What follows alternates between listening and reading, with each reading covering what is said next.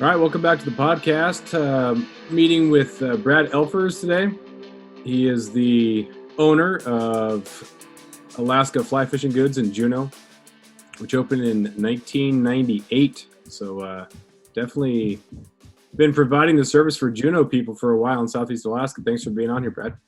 You bet, Jeff. Thank you. Glad to be here.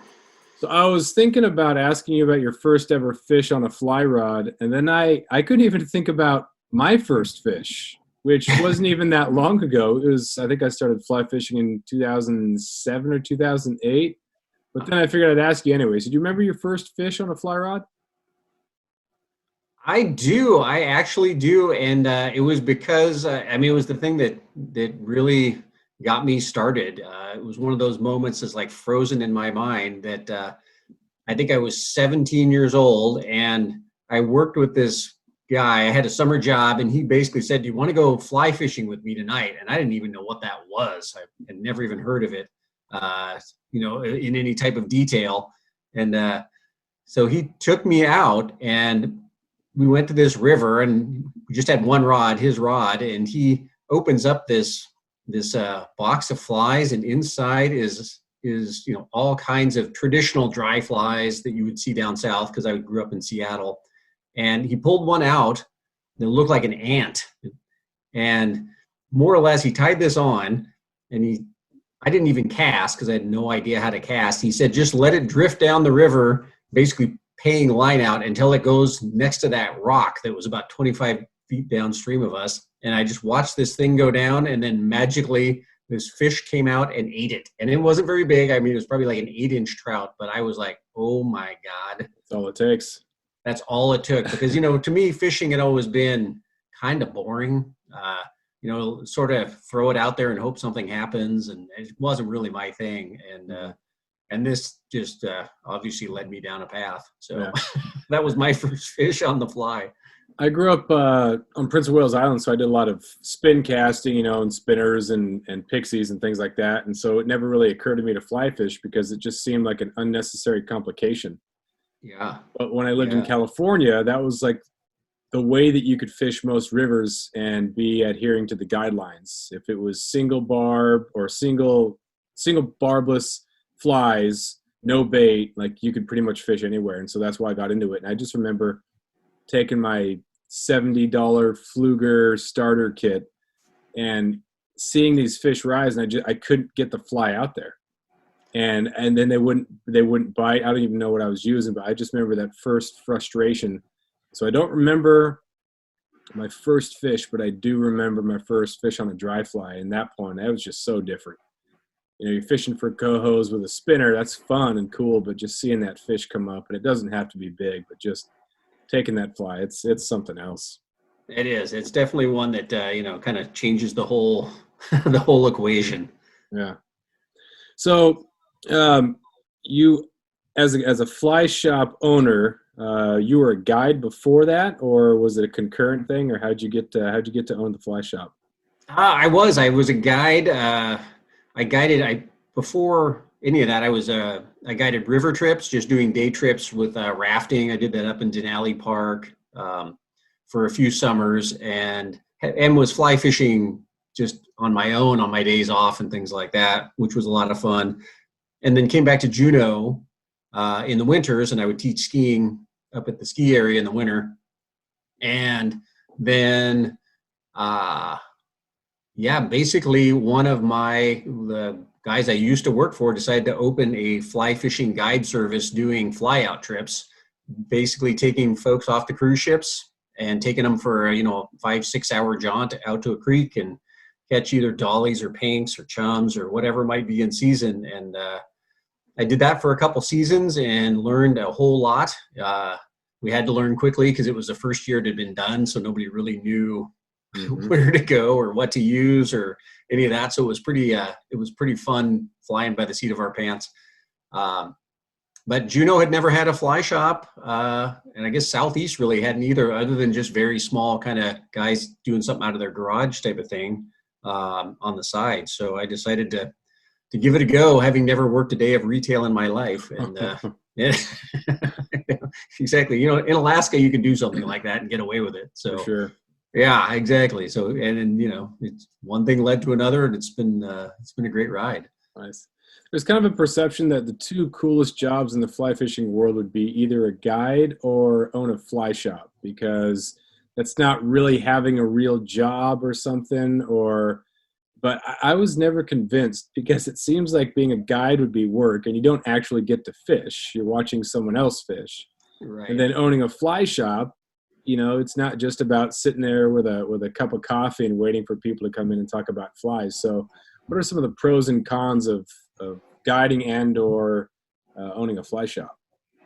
Well, guiding, it's definitely true. You're not fishing. You're assisting other people in their fishing. But what I really did love about guiding was you're on the water every single day, and it's just tons and tons of learning, trial and error, and figuring things out, and changing the flies the next day if you're tying a few at night. Um, so the learning curve, I mean, boy, if you want to learn a lot about fly fishing fast, guiding is a great way to do it. But it's hard, you're out there on the worst of weather, and we kind of joke it's a young man's and woman's game. It definitely beats you up if you're doing it 5, 6, 7 days a week. It's tiring, but it's a great way to learn, and I had a ton of fun. Of course, I was in my 20s then, and unencumbered by the need to make more than just enough to get by. Mm-hmm. So it's, as everyone can probably guess, it's not the most lucrative field in the world. There's a few older people who managed to make guiding their life, but it's a tough one to do. Mm-hmm.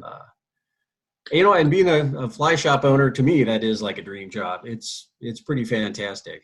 But yeah, it's not the same as owning a fly shop was probably in, say, 1980 or 1990, where yeah, you were sitting behind the desk having a cup of coffee, tying flies, selling just enough to get by. It's like, those days aren't really here anymore. It's a lot more competitive than it was back Mm-hmm. then. So there's shops online, and I mean, it's always been competitive, but it's more so now. So yeah, you kind of have to come up with some strategies to try to make yourself relevant. So Mm-hmm. and that's what I think has kind of helped. We've got a really, really nice local clientele and following in Juneau, and then we've got lots of folks all through Southeast, like yourself, whether it be in Ketchikan or Sitka.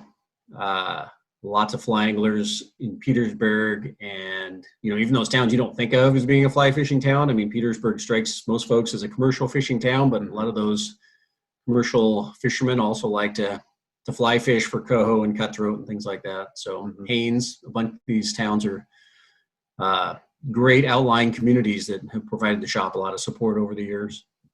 What has been one of the biggest changes that you've seen in the time that you've had the shop open?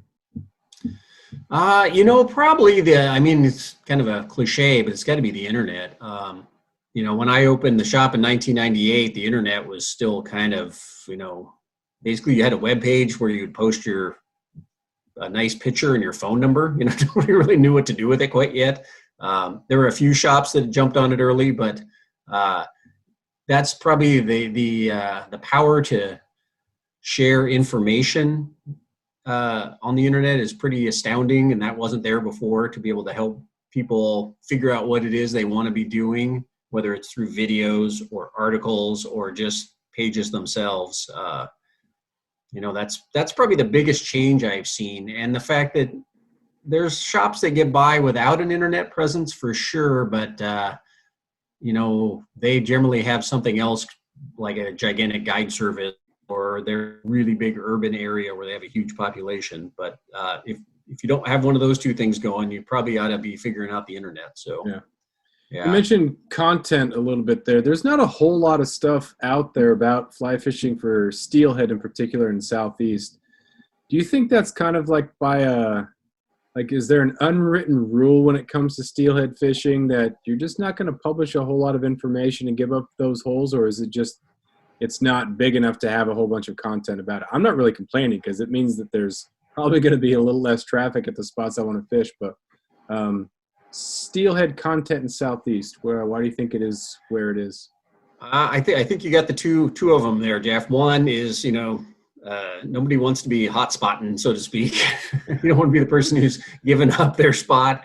Um, uh, and that really probably only applies for the most part to steelhead, because most other species it's okay more or less in Southeast. But when I first started guiding in the mid 90s, we kind of all thought, oh wow, Southeast Alaska is going to be the next big steelhead destination, because BC had been on the map forever, and Oregon and Washington were kind of trending downward at that time.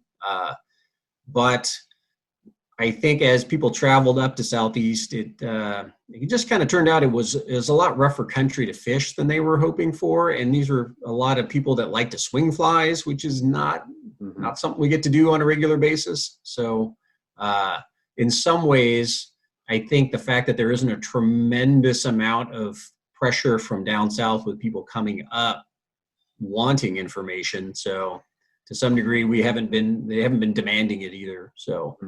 I don't think most people, when they think of steelheading, think about crawling over logs and falling into patches of devil's club and all the things that we know is what. And then having the water be 39 degrees and it's either blown out or it's too low. It's the classic steelhead. It's never quite what you want it to be. So yeah. With the resident trout too, it was a surprise to some of my buddies that came up, and we just were fishing during the summer on the edge of the seasons. And they'd catch rainbows that were, 15, 16 inches, which were really good size. But when they think Alaska and they think rainbow trout, they think those, 26, 28, 30-inch rainbows from Bristol Bay area. But these islands in Southeast, they don't have a huge system. So you don't have big water, you don't have as much nutrients. And so you're not going to have those massive fish there. And so they were a little bit surprised and underwhelmed with the size of the fish or the size of the cutthroats. I'm like, dude, you're on an island here, man. It's a little bit different than you might expect, but I think that is nice that they might just pass us by, go further north. But at the same time, having that those visitors does bring something for the local economy.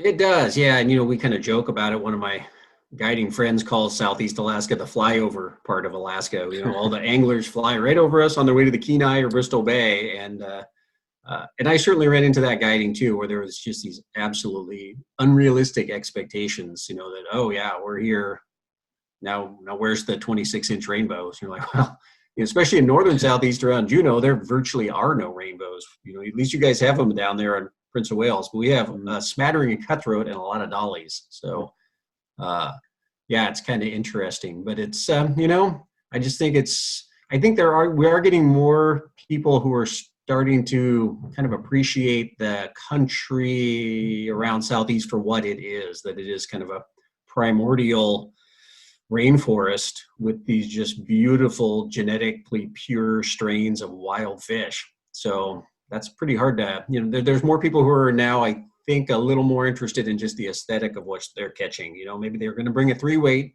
and they're going to catch 13-inch cutthroats and nice fish and be okay with that. Yeah. But, I don't ever see Southeast being, Bristol Bay, Iliamna, Kenai, and, I'm kind of okay with that. So, yeah, it's so spread out and hard to travel. Like I fished in the Ketchikan region, obviously, because I live there now and grew up on Prince of Wales. But, I've never fished Juneau, never been, Petersburg, Wrangell, just never fished. Well, actually, we did a little float down the Stikine, and on one of those side little rivers, we did some cutthroat fishing, which is pretty fun. But it's just so hard to travel. You're not on the road system. It's pretty expensive to go up there, so it's kind of tough. But yeah, no, you got to try hard to get somewhere like that. So yeah, it's totally true. It's a lot easier to get around the interior, and to some degree, it's almost easier to fish Bristol Bay sometimes. I mean, if you can pop up there, it's. I'm not saying it's easy, but yeah, getting around Southeast is no picnic. And I don't know. From my perspective, I've always been, I think we have just an absolute gem of an area, and I don't care to over promote it. It is what it is, and it's pretty wonderful. And frankly, I like it better than a lot of other places, that might have fish, but it might be a mix of hatchery fish and whatever it takes to keep their rivers full of fish. But yeah, I love the wild, really beautiful trout and dollies and salmon runs. Yeah. How many times have you been to Bristol Bay? I get up there about every other year. So that's a little bit of a side note, not to go too far into it on the shop, but at some point there, about 12 or so years ago, it was like, I need to figure something out here to keep this shop going, because, we were kind of floundering and had done all we could do. Uh, and it seemed like nobody was really covering the whole state of Alaska. Like I was in Southeast and you had your shops in Anchorage that did the Kenai Matsu thing. Bristol Bay was sort of just left out there. So I brought on a fellow guide who I used to guide with named Mike Cole, and he still works for me today, who had guided in Bristol Bay for many years. And he also would go down to Chile and South America and guide in the winter. So very experienced guide. So he kind of brought the Bristol Bay knowledge that we needed. And then we started covering the whole state in terms of if people want to come up and go somewhere, we can help them figure out what it is they need. Because that's a head scratcher for most people. After years of fine print contracts and getting ripped off by big wireless providers, if we've learned anything, it's that there's always a catch. So when I first heard that Mint Mobile offers premium wireless starting at just $15 a month, I thought, what's the catch? But after talking to them and using their service, it all made sense. There isn't one. Mint Mobile's secret sauce is that they're the first company to sell wireless service online only. They cut out the cost of retail stores and pass those sweet savings directly to you. For anyone who hates their phone bill, Mint Mobile offers premium wireless for just $15 a month. I was hesitant about having to get a new phone and a new phone number, but with Mint, you can use your own phone with any Mint Mobile plan and keep your same phone and your same phone number along with all of your existing contacts. Mint Mobile gives you the best rate whether you're buying for one or for a family, and at Mint, families start at 2 lines. All plans come with unlimited talk and text plus high-speed data delivered on the nation's largest 5G network. Switch to Mint Mobile and get premium wireless service starting at just $15 a month. To get your new wireless plan for just $15 a month and to get the plan shipped to your door for free, go to mintmobile.com/waypoint. That is mintmobile.com/waypoint. Cut your wireless bill to $15 a month at mintmobile.com/waypoint. So tying back into what we were talking about, I tried to get out to Bristol Bay every couple years on a float trip, just because it's beautiful, and those fish are fantastic. And if you get in the right place with a float, there's some really pretty uncrowded country out there. I was a little shocked the first time I went out there how many people were around. Mm-hmm. I was like, wow, they always talk about this being the wildest part. I was like, God, there's guides and people everywhere out here, but you can get away from it if you try. Yeah, the means that some people have. You do think that it's going to be wild and there's not going to be anybody around, but just the amount of people who do have the means to be able to make that trip of a lifetime and who then make it the trip of every summer. I've never been up there. I feel like a bad Alaska. I've never done that. I've done grayling up on the Chena in Fairbanks, which was awesome, but I haven't done anything else in the interior. Got to make that trip though. What my friends and I tend to like to do is, use our Alaska Airlines miles, which we always usually have a pile of, to get out to either Bethel or Dillingham, and then you take your float plane from there, and then we'll just do an unguided week float. And it's pretty reasonable. You don't have to be loaded to the gills if you don't mind setting up your own tent every night and just doing the usual stuff. It's a pretty awesome way to see the country and get into some great fishing. It's neat to see. There's so many parts of Alaska. It's really cool to get out there and see some different country too. Mm-hmm. Have you been up further north, Nome area or anything like that for some of those big char? Or Oh, that's on my list. I've been wanting to do a couple of those rivers that are up out of Kotzebue that have the big sea run dollies that are just massive. Have friends who've done it. I've outfitted a bunch of trips for folks who have done it. It can be a little bit hit and miss, but it's pretty, there used to be one lodge on one of those rivers, but that lodge has been closed for at least probably 10 years now. So there's virtually no one guiding it. So those gigantic dollies are, not getting hit too hard. So it's definitely one, but that one's on my short list to get out there and float like the Woolek or one of those. That's the classic big dolly rivers where I think the world record dolly came out of there probably 10 years ago. That was 27 pounds or something. It's just crazy. That's obscene. Yeah, wow. yeah. These ones they go to see, like a steelhead, and I think they've tagged and captured them in rivers, actually in Kamchatka. So they'll go all the way. Yeah, I mean that's an incredible journey. They'll overwinter over there sometimes and then come back, the next year, which is pretty amazing. Yeah. Have you ever been over there? No, that would be nice, but that one I have not found a way to do that on my budget at this time. So. No, I know a couple fly shops down south that have guided trips that go over there, and you just like, man, that's a whole nother thing to fly over all of Alaska. That's a different, totally different program there. I wouldn't even imagine being able to entertain an idea about going up there, but you see those beautiful rainbows and just a different cultural experience. But what else is on your list?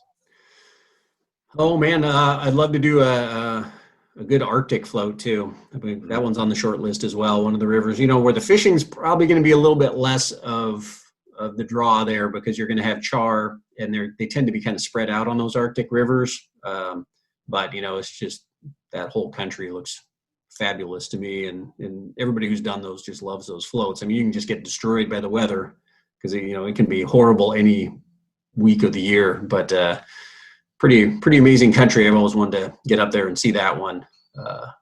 That's definitely on the list too. Yeah, an Arctic railing in the Arctic, a char, just perfect. Yeah, that all the romance and all the stuff you'd want from a fly fishing trip.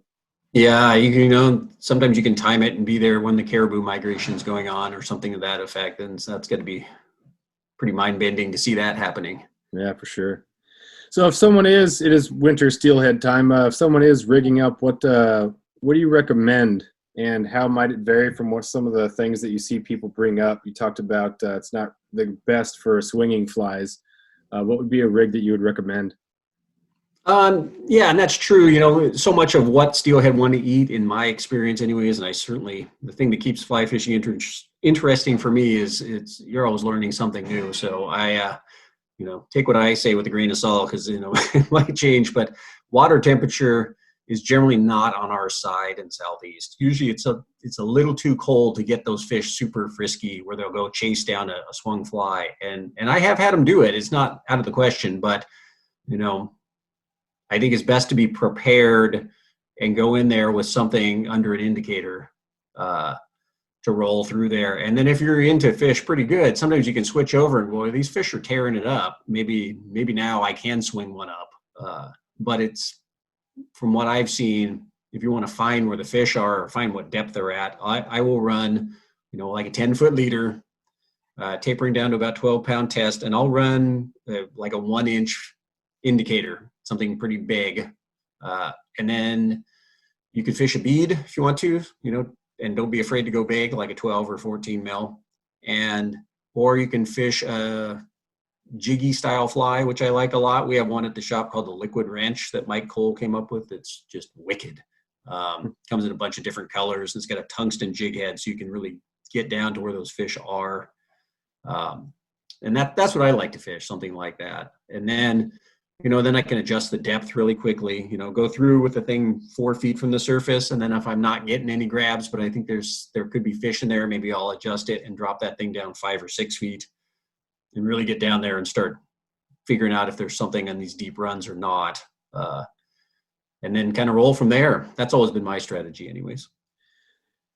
As is the case with anything, you have a level of purism. I think maybe fly fishing might have the highest level or lowest level, whatever, of purism in people who really think there's a specific way to do it. And so they might not be very excited about using an indicator Right. or a jig style fly or a jig itself. So kind of where do you stand on that? I'm sure you developed some sort of opinion about how people want to fish. So the jig under an indicator, what do you got on that? Yeah, and I get it. I agree. I mean, that's half the reason that we all like to fly fish is because, that's just the way we like to do it. I just don't find as much enjoyment in other styles. And so I understand if somebody's like, I don't want to fish a bobber and a jig. That's cool. You're going to have to then come to the realization that your success level in Southeast Alaska is going to be lower. And maybe, you know, my other big thing is, you know, when in Rome, so to speak. It's not that, you know, we're not doing this because we haven't experienced swinging flies. I've been to BC and I've swung flies, and it's awesome. And I would love to do that all the time if I could, but I'm not going to swing flies and not catch fish when I think there's fish in there. So that's just my 2 cents. Yeah. You know, you don't have to do it. You know, and I realize these, you know, they are a fly, although they're more or less tied like a jig. It is an indicator, but, you know, and some people are fine with that. I know I've had people get the stuff that I recommended and take it on a trip and say, you know, we did it for an afternoon and we didn't like it, so we quit doing it. And, you know, we got 2 or 3 fish for the week. And you're like, oh, that's probably about what you're going to catch without an indicator, you know, and if your fly is up above where the fish are hanging. So if you're okay with that, then more power to you. So, you know, everybody's got to roll it to how they like to, I guess. Yeah, I was in my mid-20s when I started fly fishing, and so, of course, you're new to something. You just kind of see the way people act, what they use, and everything. And I was kind of surprised when, you know, how many people were just down on bobbers and nymphing and indicators down in California. And I thought, oh, well, it's how you catch fish, right? Isn't it about catching fish? And then so you're like, well, I don't really want to be a snob. Like, what's the goal here? I like to get away for the weekend and do some fishing. So, I think some people take it a little bit too seriously, but again, you know, if you want to do the purest thing, then that's fine. More power to you, as long as it's fun for you and you're excited about it and you're getting after that. That's the main thing. Yeah, I agree. And fly fishing, you know, I mean, we're a big family in fly fishing of all the different anglers involved in it. And you know, I often tell people fly fishing is one of those sports you can take it as far as you want to. You know, if you want to go all the way, you know, to crazy levels of getting into it, you can. You don't have to by any means, but that it sort of attracts that person as well. It's that type of sport where somebody who's a little crazed about whatever aspect of the sport it's important to them. So yeah, sometimes those folks can be a little bit, no, this is how it's done. And one thing that I never enjoyed when I was growing up, like down in Seattle, is some of the fly shops were, you know, not super friendly to people who are new to the sport. And, you know, I said, man, when I start a shop, that's not going to be part of the program. You know, it's we want to have a welcoming environment. And, you know, even if you want to come in and buy flies to put them on the end of a spin rod and throw them, that's fine. You know, that's cool. Welcome to the shop. Come on in. And, you know, at some point you might want to try using a fly rod to cast them instead of the spin rod. So, and, you know, the Mike who works for me and our seasonal folks who work for us, you know, it's going to be that kind of a place where everybody's welcome to come in, whether it's your first day fishing or not. And, you know, we can all have a good time out there fishing however you want. I went to a fly shop in Idaho, and I'd never felt like it was so obvious that I didn't arrive by like private jet. Walked into this it was just unbelievable, just the feeling of it. And I got my fishing license there, and, you know, I got the license that says Alaska, right? And so, like, there wasn't even that sort of, oh, Alaska, that's cool, what brings you down here? It was just, whatever, guy, you don't look the part. There was not even a basic sort of curiosity or friendliness at all. It was just this upper echelon elitist sort of, man, and it was rough, but no, we've all experienced it, and I just didn't want to be part of that whole crew. And to be perfectly honest, all those shops, actually, I guess all of them that I used to go to back in the 90s, they've all gone under. And I think that was part of it. You know, you just can't alienate people and expect them to, you know, want to come back, you know. And maybe when those folks, you know, I'm on to my second generation of customers, so to speak. You know, a lot of these folks have gotten older, and then the new ones fill in behind them, which is great. But you got to remember where the new ones are coming from. So yeah, for sure. Yeah. You mentioned that people can get really crazy about their setups and stuff when it comes to fly fishing. So how complex is yours? Do you have 2 boxes full of flies? Do you take like 5 flies? Do you have the different tips just in case? How big is your pack when you're going out? You know, I'm probably kind of in the middle there. I don't pack nearly as much as I used to, And I fish with some of my steelhead buddies, carry 3 different patterns with them, and that's it. And they do really well, but I can't quite get myself that far. I always, one time I was steelheading with a buddy, and we saw 2 fish sitting in this tongue of water coming out of some frog water, and it was just starting to pick up speed, and they're just sitting there, and we were sitting 20 feet downstream so we could see them, and they couldn't see us because they were looking upstream. And there was this caddis hatch going on, which is a little unusual in Juneau, but these caddis were huge. They're like, size 6. And one of them floats over the steelhead, and he comes up and eats it, which I absolutely could not believe in Southeast Alaska, that I just saw a steelhead eat a dry fly. So now of course, now I can never go steelheading without having a few dry flies with me. Of course, sure. I've never caught one on that, but so I probably have a few more bugs than I need to. Mm-hmm.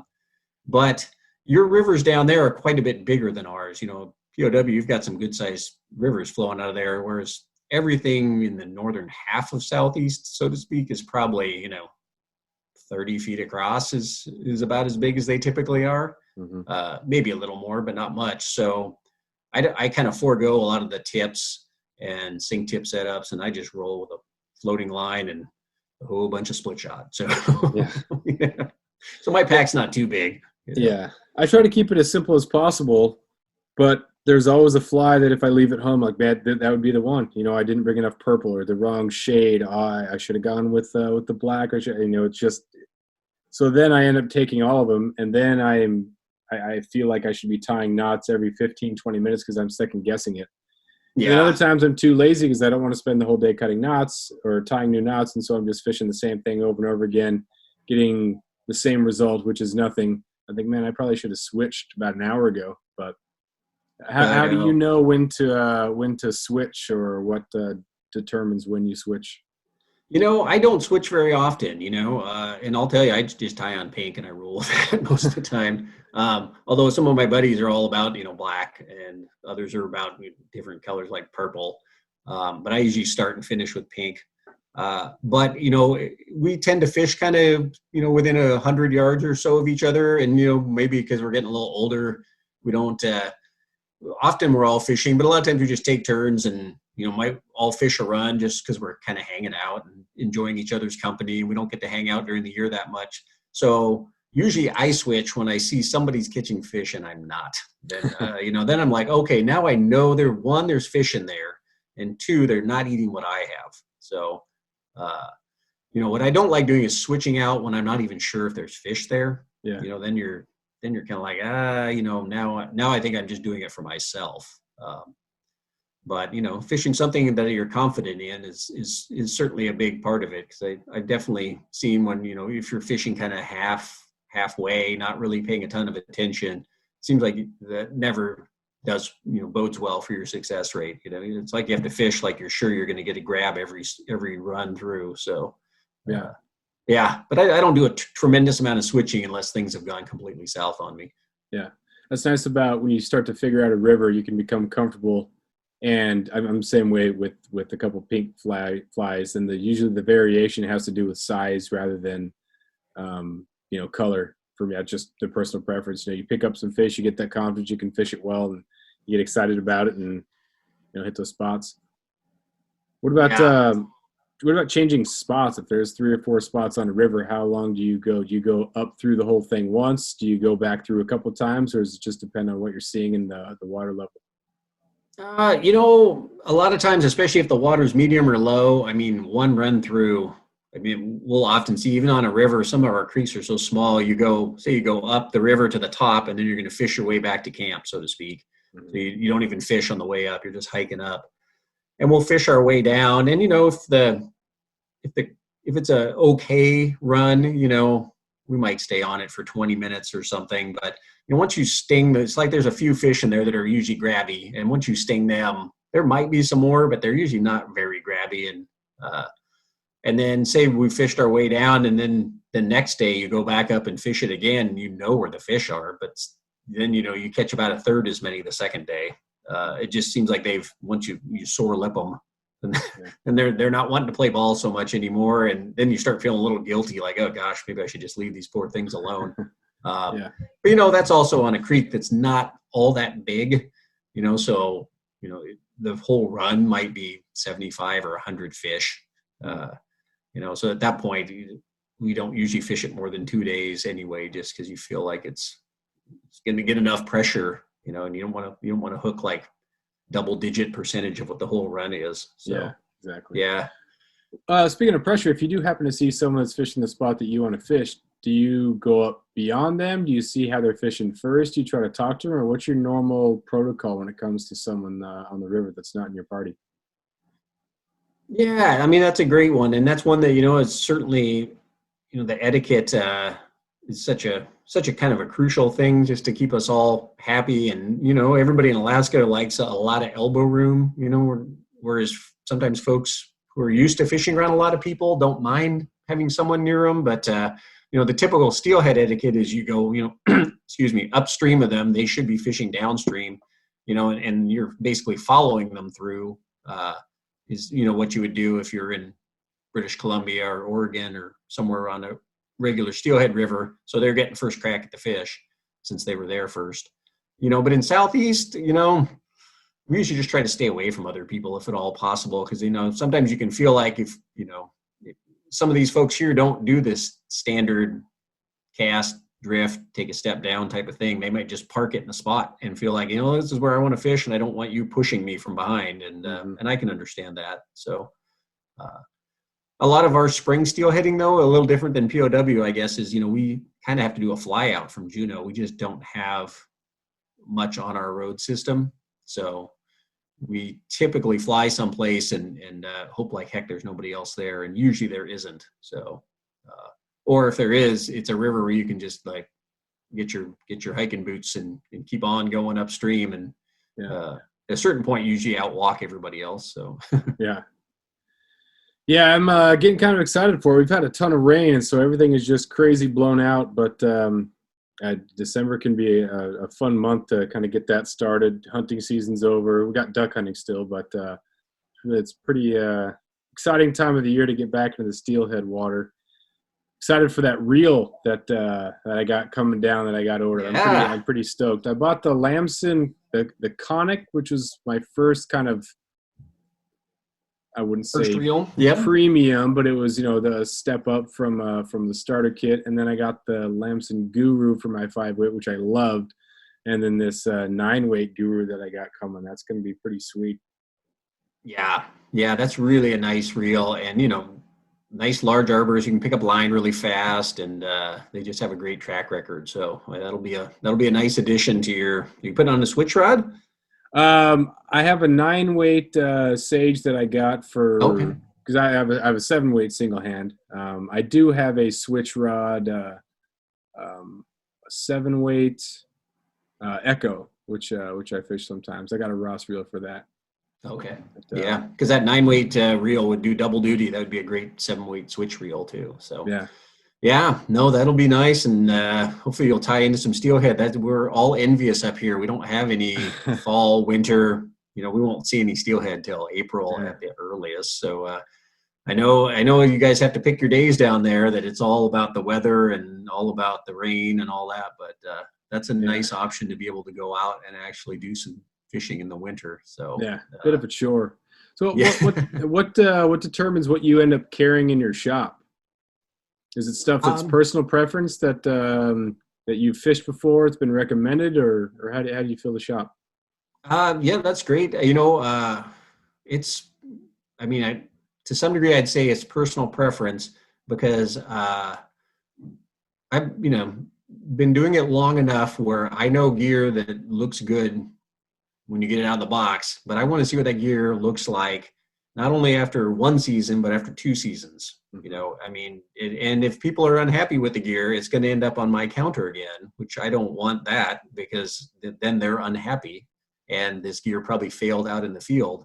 So there's a lot of fly fishing gear that might be super fine in a place for trout, or a place that doesn't have glacial silt. You're not dealing with salt water, not dealing with just the environment of Alaska, which just destroys gear. So a lot of it to me is just, it's proven itself over the years. So, we'll often bring in a reel for like, wow, that looks pretty cool, but I'm going to bring it in and I'm going to either hand it off to the guide service in town and say, here, just go fish this year. And I want to see it in September.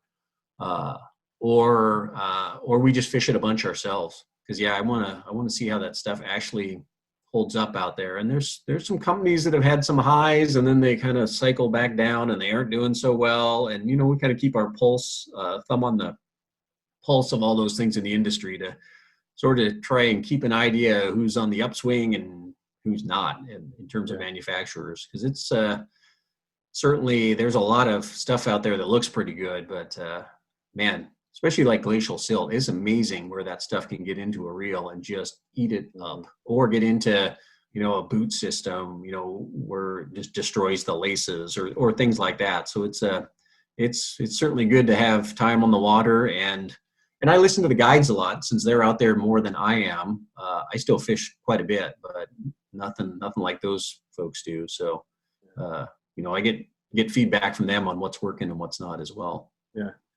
I was looking at different reels because I have that 7-weight that I really like for steelhead fishing. My fiance is coming up here, and so I'd like to have 2 nice single hand rods and then a switch rod. Just so we got plenty for both of us. But I had friends that were saying, hey, get a Nautilus. I'm like, well, I've never had one before, so I'm not sure if I'm going to like that. I know for a fact that I've liked Lamson before. I have a Galvin reel, and I know it's just hard for me to choose another brand because I know what works. And what if I go to a different brand and I don't like it? Same thing with the rods. I happen to into a Sage, and I love it. So some of those other brands, I know they're good, and someone likes it, but I just can't. What if I don't? When I spend all the money on a really nice premium rod that I don't like as much as a Sage, and it's just the personal preference thing. And so it's tough, but yeah. And rods are so personal too. I mean, reels certainly are personal, but they also, we know if they perform or they don't. But rods, a lot of it just comes down to, do you like the way this rod feels? Maybe you have 4 different brands all at the same price, and you love 2 of them and kind of like the third and hate the fourth. And you're not going to figure that out till you actually have it in your hand and get to cast it a little bit. So, and I know it doesn't help you down there, but when we have folks in Juneau, we'll step out on the side of the shop and string up some rods, and a lot of times I can tell just by watching someone this rod, they can make it go, or this one, they're going to fight this thing. And you don't want to be fighting your equipment. There's enough challenges on the water without having your equipment making it harder on you too. Yeah. I was talking with a guide buddy of mine in California when I was still living down there, and I got hooked up with it was a 6-weight, 9 foot 6 inches, and it was perfect for those flop casts when you got a 3-fly rig plus shot plus the indicator. And I was like, man, this rod is so perfect. It does exactly what I wanted to do within this specific realm. From the drift boat doing this, I love it so much. But sometimes you have to figure out what exactly you need it to do. And that only comes with experience. But or you kind of find that it maybe when you're getting into it too, it's like I can't afford to have 3 different 8-weights that do 3 different things. I mean, that's a lot of money. So over time maybe you'll end up with, I have to admit, my steelhead rod that's all I use it for, because it's sort of like the rod you just described. It's just a roll casting machine. Nice. It'll roll out split shot and indicator and jigs. But I don't want to be spending my time in the fall out on the, tide flats trying to cast big chunk, huge Dalai Lamas for cohos with this thing. That's not what it's meant to do. So, I do have a couple of 8-weights, but trying to find one that does a whole bunch of things pretty well is takes a little bit of trial and error for sure. Yeah. I haven't doubled up on any weight yet. I have 9, 7, 6, 5, and 3, which I don't know why I have. I might as well have just doubled up on a couple 8s or something like that, but it's just kind of the way it goes. But it's part of it. It's pretty fun. Yeah, and the way you did it is a great way to skip numbers by and large. So if you have 3, 5, 7, 9, or 4, 6, 8, 10, either one of those, I mean, that's a good way to do it, because there's a lot of difference between 2 rod sizes. From a 4 to a 6 is a huge difference in rods, but from a 5 to a 6, it's just a tiny one. So if you're thinking of assembling your own quiver of rods, sometimes it's strategic to think about, all right, I'm going to be an even number rod person or an odd number rod person. So yeah, good strategy. Nice. Well, where can people find you? Give a little pitch for the shop there, and Sure. Yeah, well, probably the easiest thing is just alaskaflyfishinggoods.com. We've got everything we have in the shop on there, and then like tons and tons of information on all parts of Alaska and fly tying videos and all kinds of good stuff. So that's probably the way. And then you can always, don't be shy about calling the shop too, or myself or Mike or whomever is there is somebody who can help you with, especially if you're a little bit scratching your head wondering, gosh, is this what I want or is that what I want? Well, don't be shy. Call us up and we'll make our recommendation. So perfect. Well, thanks, man. I appreciate some time out of your Monday, and thanks again. Looking forward to the reel and all the flies that I end up ordering from you. Usually on a quick turn, because I'm thinking, oh man, the weather looks good this weekend, and I need it this weekend, and I get it pretty quick. So I appreciate the great service out of there. Oh, you bet. My pleasure, Jeff, and good luck this winter at the steelhead. And when I send that reel down, I think I'm going to tuck a few flies in there, a couple of my secret recipes. Oh, so perfect. Be ready. Some maps, right? Some drawn out stuff that will self-destruct and exactly, goes up in flames. Yeah, perfect. All right, thanks, man. You bet. Take care.